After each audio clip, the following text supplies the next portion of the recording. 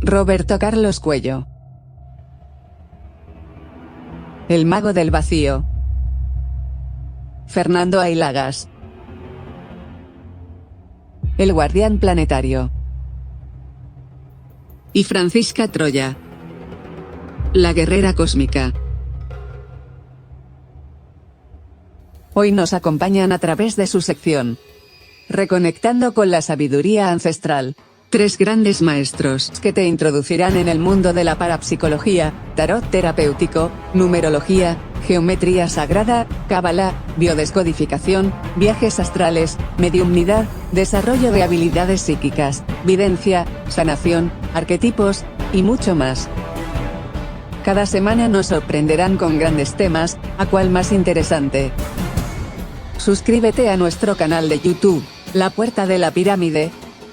No olvides activar la campanita de notificaciones para no perderte ningún programa. Dale like si te gusta el contenido, y compártelo en tus redes sociales.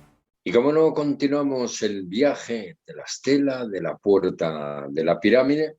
Nos trasladamos a través del profesor Roberto Carlos Cuello, el mago del vacío, de Fernando Ailagas, a través de ese guardián planetario, y Francisca S. Troya, que es el amor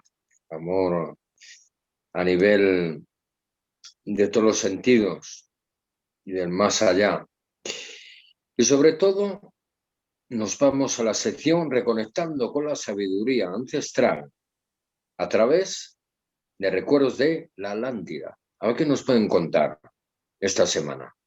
Bien, para hablar sobre la parte de la Atlántida, ¿sí? Tenemos que hacer un pequeño recordatorio, ¿sí? Sobre lo que dice este gran maestro como lo fue Platón, ¿sí?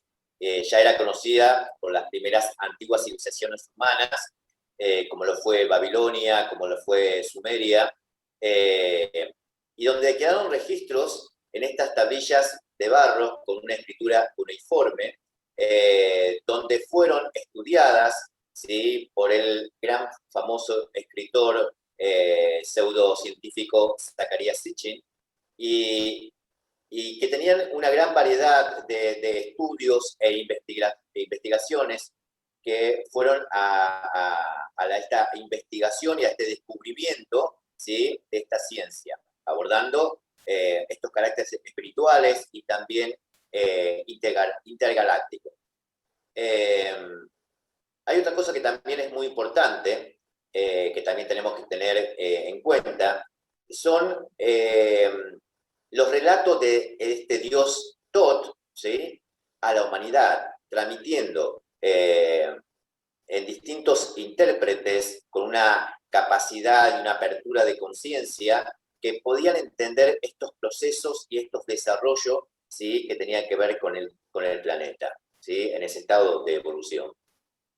Pero al mismo tiempo, ¿sí? Y al profundizar en estos temas, hay una situación, una gran controversia que da lugar a, como si fuera a la parte de lo que pasó en realidad antes de surgir Lemuria y luego la Atlántida, ¿sí? Tenemos que hablar sobre estos grupos de humanoides híbridos que eran de alguna forma los que habían creado, ¿sí? Genéticamente esta raza, ¿sí? De Anunnakis y de Nefilim que procedían del planeta Marduk, ¿sí?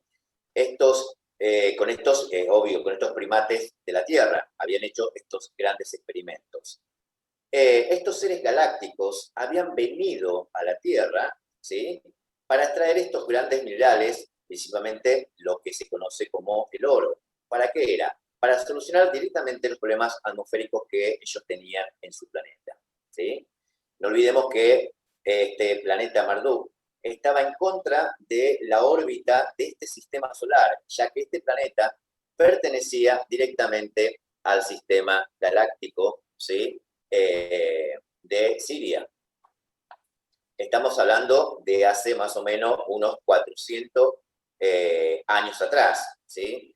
Y para asombro, les voy a decir algo claramente, de que antes de que llegaran estas antiguas civilizaciones, ya habían venido, ¿sí?, a la Tierra otras mucho más antiguas, que así como vinieron, se fueron misteriosamente sin dejar rastro y que han quedado ciertas evidencias y claramente que ello dio lugar a esa desaparición de estas civilizaciones tan antiguas con un gran misterio, como también lo hizo posteriormente los mayas, ¿sí?, que eso también fue otro de los grandes enigmas.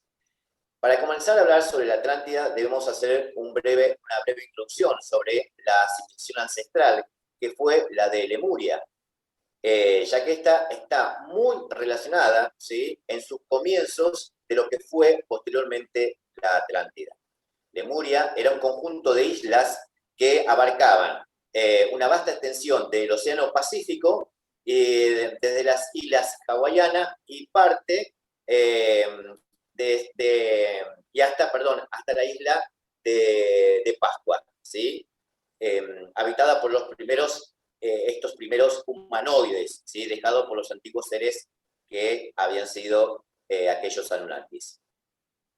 ¿Qué pasa en ese desarrollo, ¿sí?, en ese cambio? Ellos empezaron los lemurianos a investigar, ¿sí?, el desarrollo, ¿sí?, de este ser humanoide para hacerlo más humano. Empezaron con sus investigaciones genéticas hasta cambiar las estructuras en la parte craneal y también la base de la columna vertebral, ¿sí?, con una gran impronta de carácter femenino. No olvidemos claramente de que en ese momento Lemuria tenía solamente desarrollado, estos habitantes, en su mayor parte, la parte derecha del hemisferio cerebral. ¿Qué quiere decir con esto? Que eran más femeninos que masculinos, ¿sí?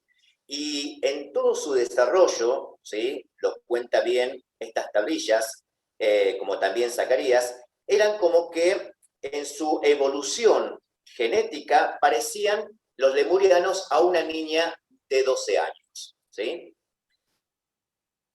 Ellos sabían muy bien claramente que en algún momento, entre estos procesos y cambios atmosféricos que tenía que ver con la parte de la Tierra, la isla, ¿sí?, iba a correr un gran peligro y que podía hundirse en algún momento. Hubo una pareja muy importante en Lemuria, que fue Jai y Pia, que ellos fueron los que crearon la primera escuela, ¿sí?, de misterio conocida como Nakal, donde ellos empiezan a experimentar una relación sexual alquímica de alto nivel, ¿sí?, en una tercera dimensión. ¿Qué quiere decir? Que estos seres extraestelares buscaron la forma de esa unificación sexual en frecuencia para crear, ¿sí?, seres inmortales. Esto fue algo claramente que ya había comenzado en Lemuria. Ellos, como eran grandes psíquicos, ¿sí?, empezaron a ver que la isla ya faltaba muy poco tiempo para hundirse. ¿Qué hicieron entonces? Empezaron a crear balsas y a empezar directamente a largarse ya a la búsqueda, ¿sí?, por el lago Titicaca hasta el monte Shasta, en la parte del norte, en la parte de Norteamérica y la parte de México. ¿Qué quiere decir? Claramente que ellos empiezan a salir de Lemuria y empiezan a ocupar lo que tiene que ver con la parte de Centroamérica, ¿sí?, Estados Unidos, México y lo que conocemos como Perú. La isla se hunde, pero justo en ese momento, en la parte sería norte de la Atlántida, del Atlántico, perdón, se empiezan a emerger 10 islas, ¿sí?, que estas fueron conocidas como la Atlántida. Un grupo de 1000 personas directamente se trasladan directamente a la parte norte de la Atlántida y empiezan a ocupar ese lugar, ¿sí? Y ahí empieza el primer desarrollo de lo que tiene que ver con la parte de la Atlántida. ¿Sí? Esta parte de esta isla muy pequeña que tenía que ver con la parte de la Atlántida era conocida como Udal, ese era su nombre. Y de ahí empieza el desarrollo de lo que conocemos como la parte de la Atlántida. No sé qué decir, Fernando, de todo esto. Bastante interesante, bastante interesante. De la Atlántida se sabe a través de Platón, pero antes de él, Solón también nos cuenta cómo fue a Egipto y los sacerdotes egipcios le empezaron a contar sobre la historia de la Atlántida. Los relatos que hay es, como tú bien has dicho, una isla que se puede encontrar en el Golfo de Cádiz, ¿vale? Porque se dice que a través, cruzando las columnas de Hércules que estaban entre Gibraltar y Ceuta, ya se veía ya Atlantis. Entonces, situamos en el Golfo de Cádiz a la Atlántida. Y la catástrofe que hubo, con los recuerdos que uno tiene y contrastando con otros compañeros que tienen recuerdos de allí, no exactamente fue una inundación, sino que nosotros pensamos o recordamos que fue un ataque aéreo, un ataque a través de un meteorito. Muchas veces se dice que los meteoritos pueden ser un arma arrojadiza y sentimos que fue un ataque, pensando que podíamos tener unas buenas defensas, contra eso no pudimos. Y en esa época, pues, ocurrió que se perdió bastante. Y la población que sobrevivió, una de las partes se fue hacia Egipto y hacia la península ibérica. Entonces, es lo de Egipto, ahí hay un remanente de conocimiento y hay planos. Se dice que hay unos 190 planos que registran la ubicación de la isla. Y el saber de esa época, o casi todo el saber, se fue enseñando a los egipcios.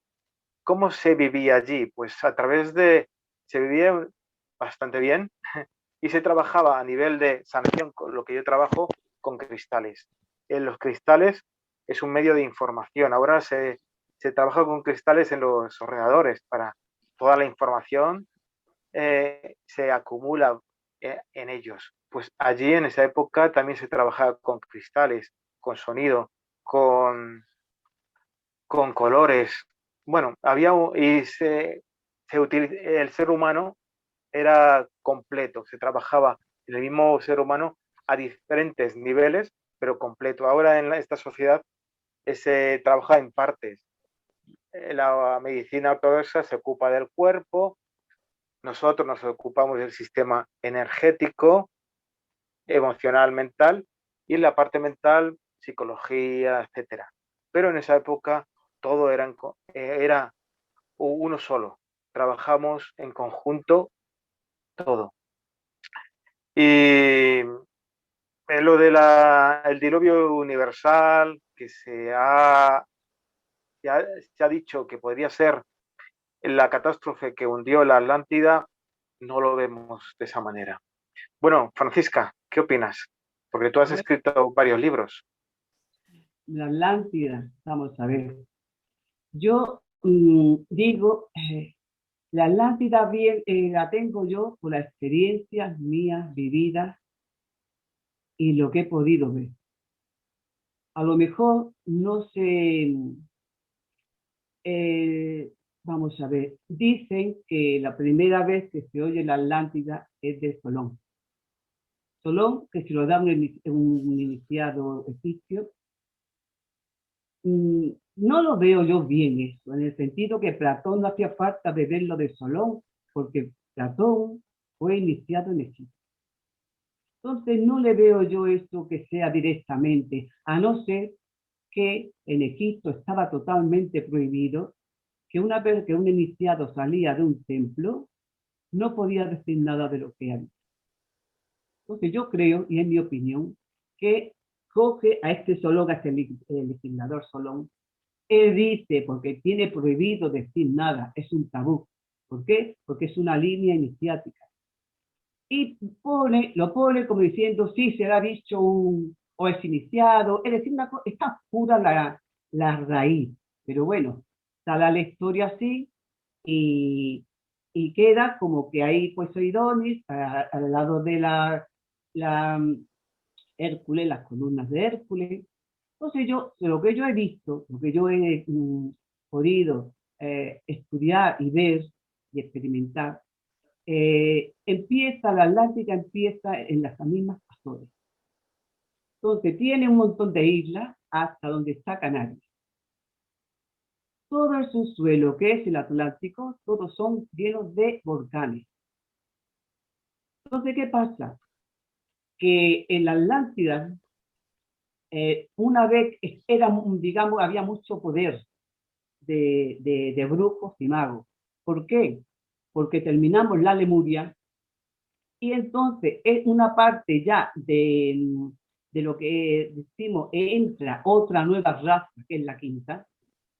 ¿Qué pasa? Que la humanidad, decimos raza, la parte de la humanidad que está preparada para acoger las tres partes superiores del ser humano. Por ejemplo, en Lemuria, los primeros hablantes, está el cuerpo físico, el cuerpo emocional, el kamamana, la mente, y el etérico. Pero le falta la tríada.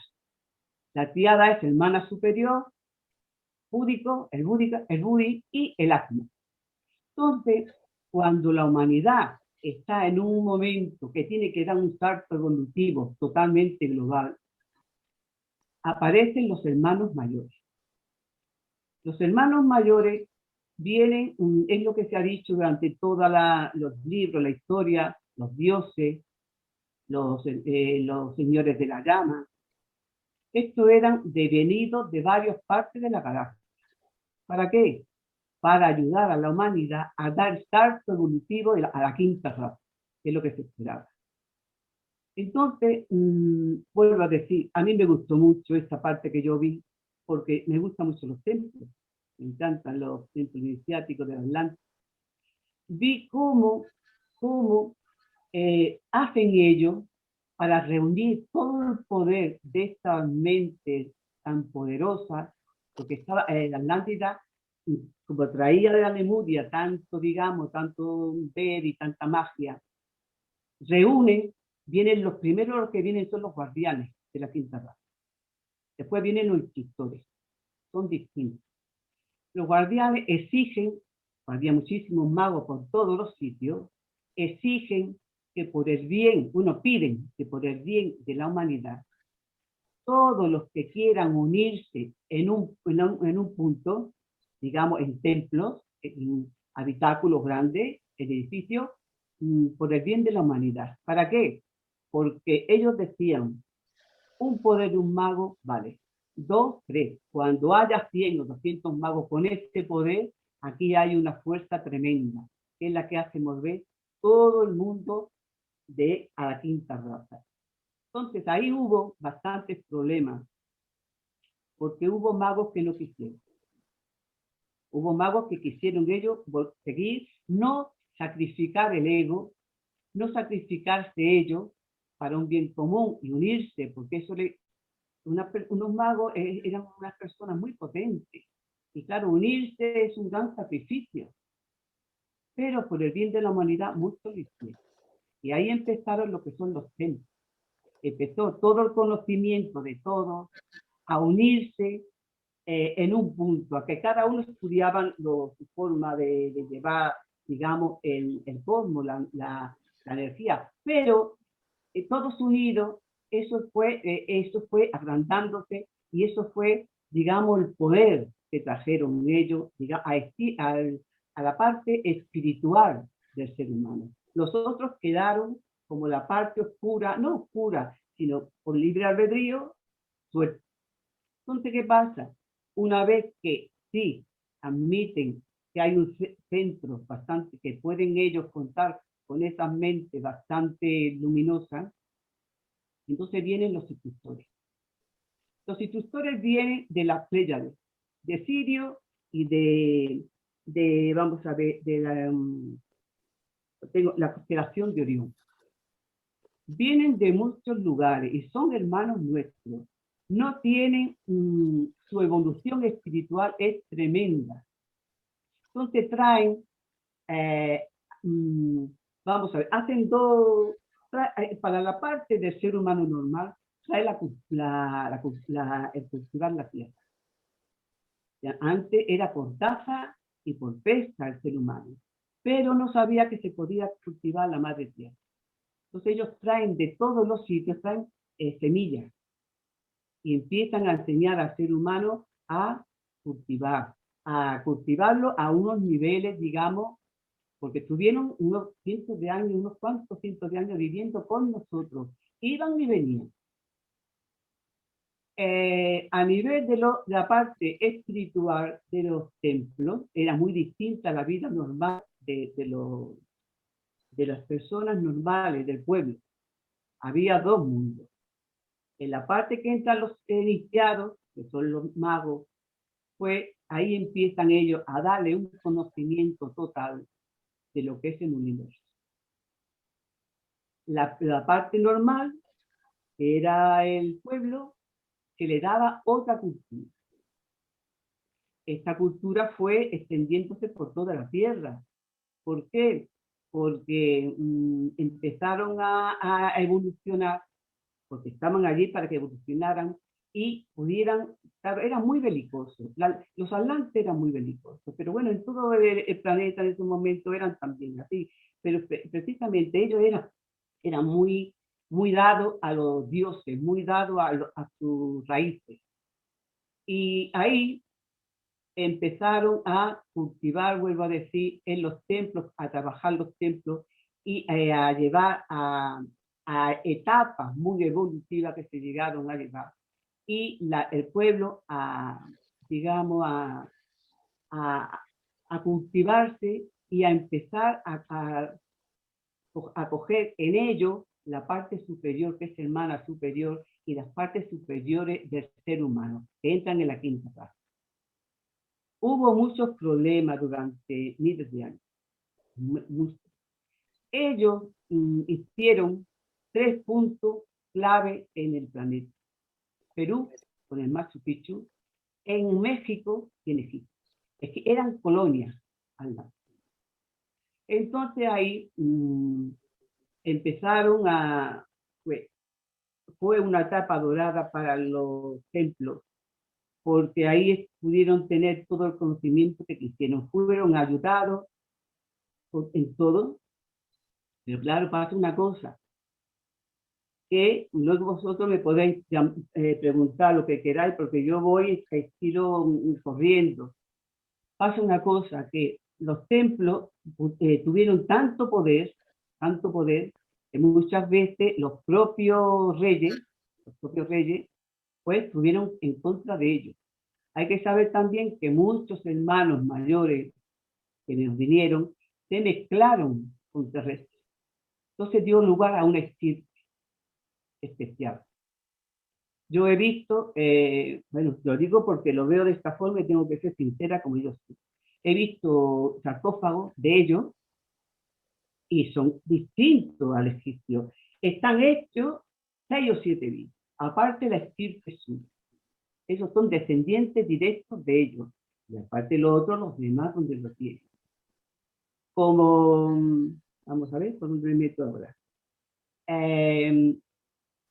Como ellos sabían que el conocimiento debería de estar en varios sitios, sabían ellos muy bien que el territorio atlante se hundiría a mover mientras no hubo tanta guerra.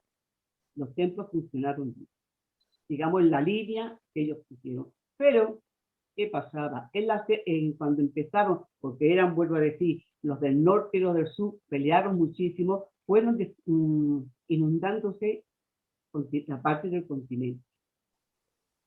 Llegaron incluso en los últimos tiempos a trabajar mucho la parte etérica, espiritual del planeta. Tanto que, por ejemplo, si los templos quisieron siempre ser fieles a la enseñanza de los maestros, cuando había guerra muy importante, obligaban a los sacerdotes de los templos a defenderse de los que venían a atacar. Entonces no tuvieron más remedio, a pesar de que no querían, de meterse para defender el imperio. ¿Qué pasa? Fuerzas negras muy potentes, fuerzas blancas muy potentes, empezaron a hacer destrozos en lo que es, en el sentido de lo que es el eje, movimiento, y se ha visto a lo largo de la historia que una civilización, una raza, puede seguir adelante mientras no afecte al planeta. Cuando una civilización no toma en cuenta lo que es el planeta, no, digamos, no respeta las leyes universales de cada planeta, es cuando cae la decadencia. ¿Qué pasa? Que en esta caída hacen ellos, tienen miedo a que todo, si se hunde yo lo digo en grandes rasgos, si se hunde, todo el conocimiento que hay en la Atlántida puede desaparecer. ¿Qué hacen ellos? Se lo llevan a Egipto. En Egipto, ellos llevan, eso también lo he visto, llevan todo, pero no lo llevan en barco. No se podían ellos meter a que un barco se hundiera.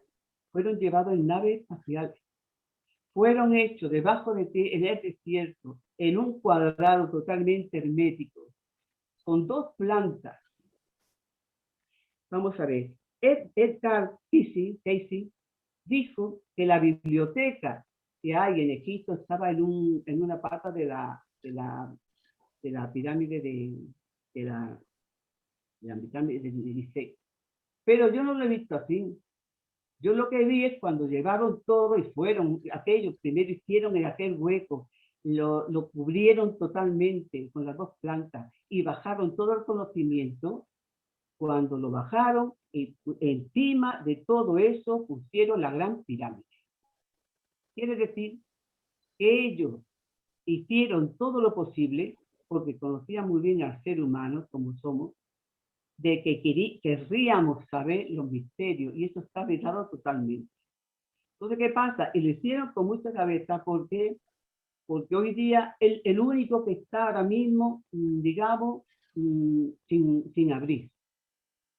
Si quieren abrir los misterios que hay abajo en la pirámide, es imposible. Deberían de quitar toda la pirámide para llegar a ellos. Lo hicieron adrede. ¿Por qué? Pues porque cuando España descubre América, entran en todos los tiempos, entran en Perú y entran en México y lo destrozan todo. Queman libros, queman bibliotecas enteras. En todo. Y lo único, además, es que hubo como un fanatismo total en destruir todo el conocimiento que no era católico. Entonces, lo único, además, que incluso a las personas le quitaron los apellidos. Destruyeron totalmente la raíz de toda Sudamérica, de todo lo indígena. Entonces, no dejaron ni los apellidos adrede. Entonces, una vez que está todo quemado, lo único que queda como la historia de la humanidad desde los primeros comienzos del planeta, lo está, para mí, y se lo vi, debajo de la pirámide. No se puede ir en astral, porque ellos tienen una máquina muy potente y tienen elementales hechos adrede para que nadie entre. Tiene que ir con el cuerpo espiritual. Entonces, gracias a Dios, porque es que si no, todo lo que entra al ser humano lo destroza todo, se queda como un santuario.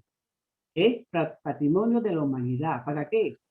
Para que en el futuro la humanidad que esté preparada, pero no preparada técnicamente, porque técnicamente ellos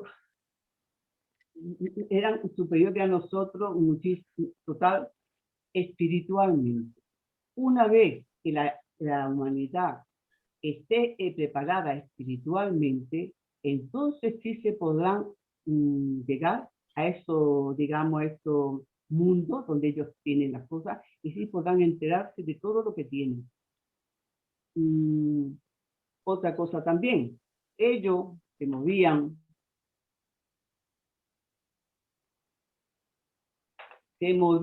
aprovechando el aura magnética de la Tierra. Quiere decir que ellos se trasladaban, por ejemplo, en la Atlántida era normal los biminis, a medio de 1 metro, ellos se movían perfectamente por todos los bosques, por todos los lados. Aparte que ellos vivían, digamos, por ejemplo, aquí lo que es Estados Unidos, por ejemplo, en Cádiz, ellos viven en su mundo totalmente fortificado y el pueblo de fuera, así vivían ellos. Aparte de que mucha gente entraban porque ellos sí los veían, pero que ellos estaban muy apartados. ¿Qué pasa? Que eso que se ha visto tanto en las pirámides, que eran con un látigo, eran todo el pobre que hacía ahí, que aún no decían por rodar, otras las piedras, no. Ellos tenían máquinas, vuelvo a decir, aprovechando el aura magnética, y iban y trasladaban todo a donde querían. Aparte, hacer una pirámide era una cosa sagrada. Era todo relacionado al cosmos. Era todo para unión con los hermanos. Y bueno, yo no sé si puedo decir otra cosa, pues me quedo aquí a ver si me preguntáis algo, porque esto es tan extenso que yo me pierdo. A ver, como Roberto Carlos, dime. Bien. Sí, sí, lo que yo quería hacer es que remontarme un poco más sobre la parte de los comienzos de Lemuria y Atlántida. Yo llevo, por ejemplo, en la parte de mi Facebook la imagen de Thoth, del cual para mí es un gran maestro, es un líder, ¿sí? Atlante, lemuriano.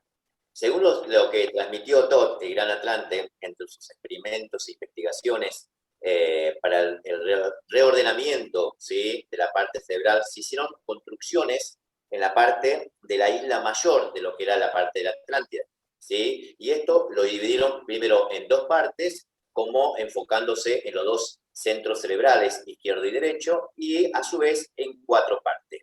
Estas 2 partes se dividieron en 2 partes menores, ¿sí?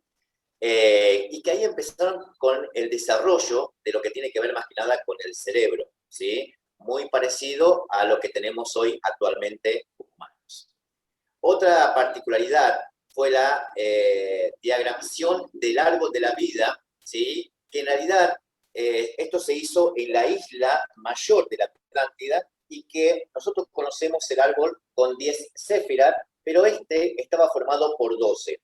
Una estaba en la parte superior, ¿sí? En la que se conocía como Udal, en la isla primera, donde fueron los primeros 1000 habitantes que colonizaron la parte de esta isla, y la otra estaba en la parte sur.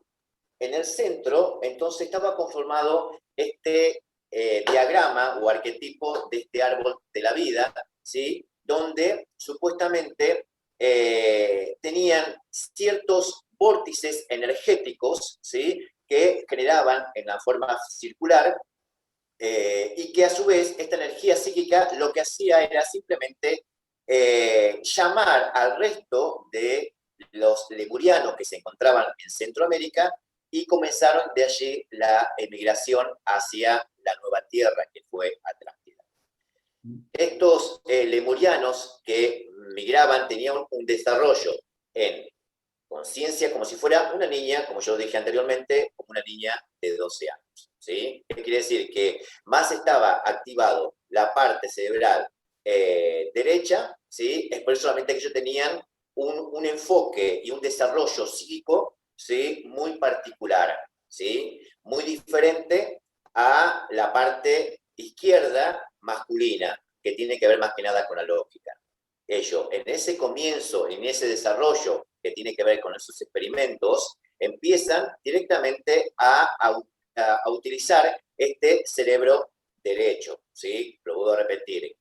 ¿Por qué? Porque estaban muy enfocados con la parte de la naturaleza, ellos estaban muy enfocados con la parte de la evolución, que tenía que ver más que nada con el mundo, ¿sí? Y estaban ocupados directamente en encontrar esa armonía, ¿sí? En la parte del sistema, tanto de la Tierra, ¿sí? Y también en la parte del cosmos, ¿sí? Es por eso realmente que ellos fueron creando, ¿sí? Estas ciudades, estados en este árbol de la vida.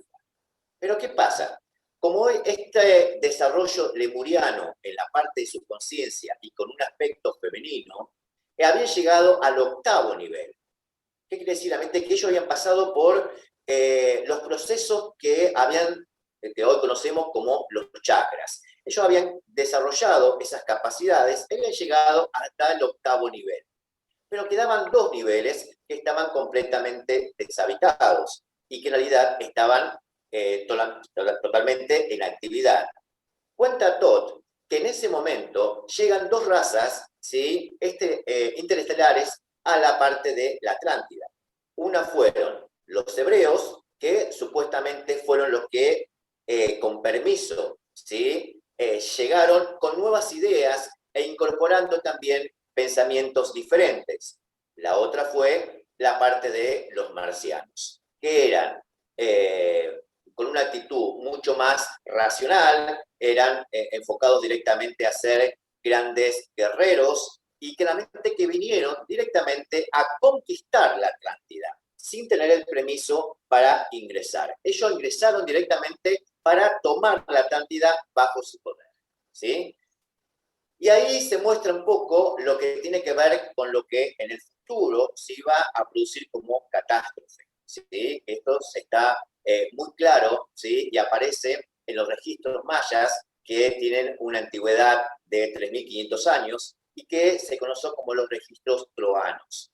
Estos registros troanos tienen una antigüedad de 3.500 años y se encuentran en el Museo Británico, ¿sí? Que cualquier persona puede ir y verificar estos documentos que describen el hundimiento de la Atlántida y también la desaparición de estos 10 ciudades-estados, claramente que la conforman.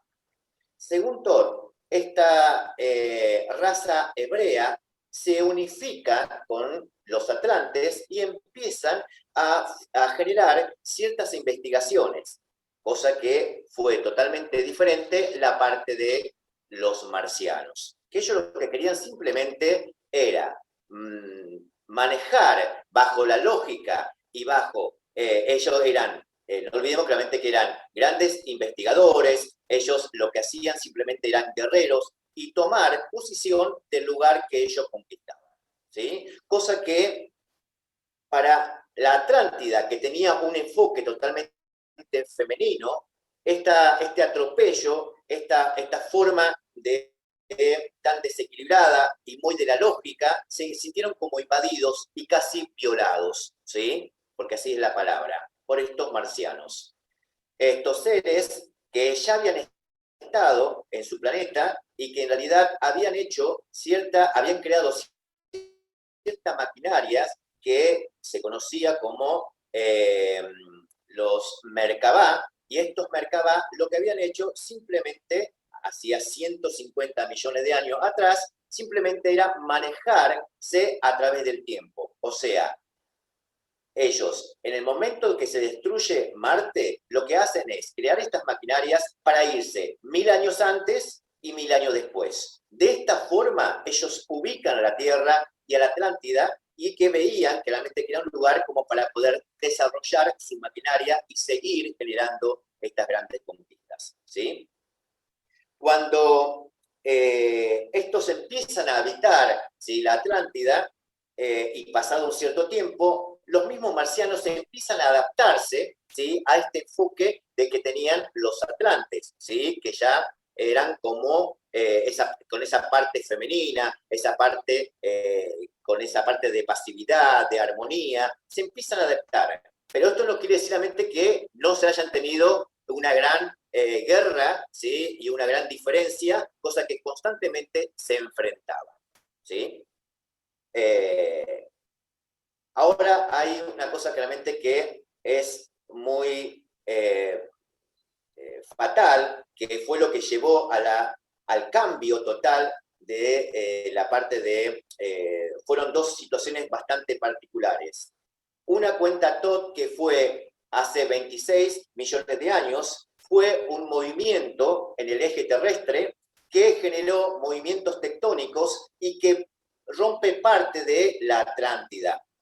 Estos atlantes lemurianos empiezan a temer, ¿sí? Supuestamente por creer que iba a pasar lo mismo que había sucedido en Lemuria. Pasaron 200 años hasta que el miedo se disipa y empiezan ellos a tener nuevamente esa seguridad. Pero hay otro movimiento también catastrófico que fue el acercamiento de un cometa hace 16 millones de años. Ahí los marcianos lo que quieren hacer simplemente es derribar este cometa, ¿sí? Para evitar el choque con la Tierra. Cosa que Lemuria estaba constantemente en contra porque ellos, como eran con esa mente muy femenina, lo que querían era simplemente que era como algo natural y que tenían que dejar y permitir que la misión de Dios o lo que provocaba la fuente divina tenía que ser aceptada. Cosa claramente que el cometa ingresa, y esto hay también registros, y destruye parte de la Atlántida, donde estaban habitando los marcianos, muriendo muchos de estos. Esto fue la gota que colmó el vaso, y ahí se empieza a dividir, ¿sí? Estos dos civilizaciones. Los marcianos empiezan a crear sus maquinarias y empiezan a desoyer lo que dicen Lemuria. Entonces ellos empiezan a ver claramente de que ellos querían poseer toda la tierra y hacerse dueños de ella. ¿Qué empiezan a hacer en ese momento? Empiezan a crear estos edificios, ¿sí? Volantes y estas maquinarias, conocidas también como, lo dije anteriormente, estas Merkabah, ¿sí? Estas máquinas que supuestamente tenían recuerdo de lo que habían hecho 150 años, millones de años atrás, en Marte. ¿Qué pasó aquí? Hubo una falla mecánica y esto generó que estas maquinarias rompieran los niveles energéticos o dimensiones del bajo astral, generando una apertura y un desastre climático y también terrestre. Que esto fue muy conocido también por estos registros que cuenta Zacarías Sitchin, ¿sí? En estas tablas de arcilla uniforme. ¿Qué pasa en ese momento? Todo el ecosistema se empieza a destruir. Estos seres del bajo astral empiezan a salir y empiezan a generar gran destrucción. Eso fue muy conocido en ese momento. A través de esta destrucción, Thoth, junto a Ra y junto a Argot, que eran estos tres seres que se manejaban en naves, empiezan a orar, ¿sí? Y empiezan a buscar una solución inmediata para sellar, ¿sí? Estas dimensiones y para que estos seres volvieran a retornar a su lugar que estaban predestinados. Al no poder lograr y a pasar muchos años, empiezan a buscar a través de la Confederación Galáctica la ayuda necesaria. Estos maestros ascendidos empiezan a darle la ayuda necesaria y a darle permiso para una nueva experimento que se hizo cerca de Egipto, donde se encuentra la parte central, que sería el eje donde se maneja la energía toroide, ¿sí? Esta energía toroide, que era natural, ya estaba destruida. Lo que tenían que hacer es simplemente hacer una sintética y poder equilibrar en un balance total de la Tierra para que la Tierra no se destruyera, ¿sí? y que se siguiera preservando para que otras civilizaciones vinieran a evolucionar en este lugar tan propicio, ¿no? En todos los aspectos. Llevó muchísimos años realizar este trabajo, y a través de ese punto clave donde está el eje de esta energía toroide, ¿sí? Es donde se maneja también todo lo que es la parte de la espiral, ¿sí? Que desde el punto central donde se hace el eje con esta energía toroide que se hizo a través de la ayuda de la Confederación Galáctica, a 1,5 kilómetros se construyen las 3 pirámides para balancear energéticamente este sistema que hoy tenemos como planeta.